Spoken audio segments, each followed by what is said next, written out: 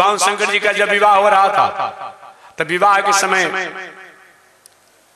पार्वती जी की माता ने, आज भी दामाद को आरती किया जाता है, आरती करने के लिए थाल लेके जहीं गई और सांप ने फुफकार किया कि आरती के थाल फेंक फाक कर भाग गया। अब सबनों ने शंकर जी से कहा, बाबा बताइए ऐसा भला कोई अपमान कभी सुना गया है? जी, सास द्वारा दामाद को आदर दिया जाता है। जिसमें विवाह होता है तो विवाह के अवसर पर वर जो होता है वो विष्णु स्वरूप में आदर किया जाता है, देव स्वरूप में आदर किया जाता है, और जो कन्या जो होती है वो लक्ष्मी स्वरूप में उसका आदर किया जाता है। आज की बात तो अलग है कि बाय बाय हाय हाय टाटा कहकर विवाह हो जाता है। एक समझे में नहीं आ रहा है क्या हो गया।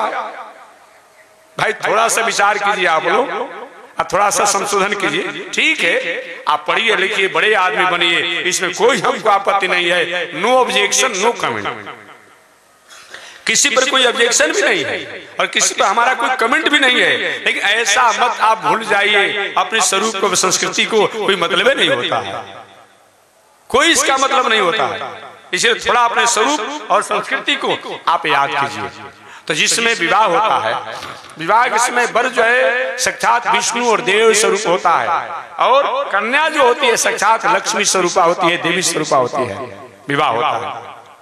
बहुत बावन शंकर जी ने कहा कि मेरी सास जी ने विचार किया कि आरती के थाल से क्या होने, जो आरती थाल का आरती जो कर रही हूं इससे कुछ होने वाला नहीं है।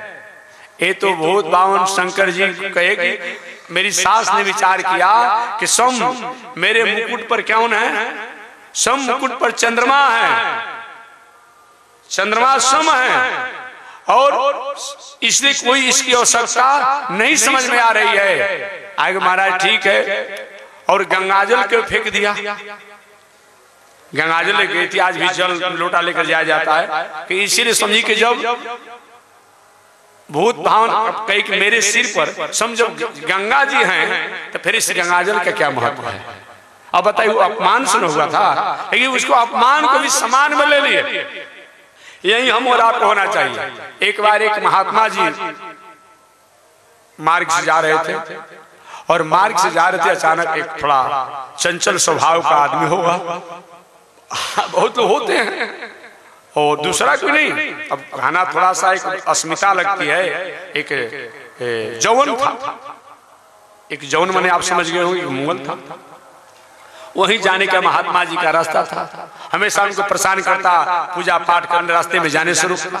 इसको एक ऐसा काम करेंगे कि महात्मा परेशान हो जाएगा और इस रास्ता ही आना जाना बंद कर देगा, छोड़ देगा। और उसने क्या किया, ऊपर से लवशंका पेशाब उनके सिरे पर कर दिया।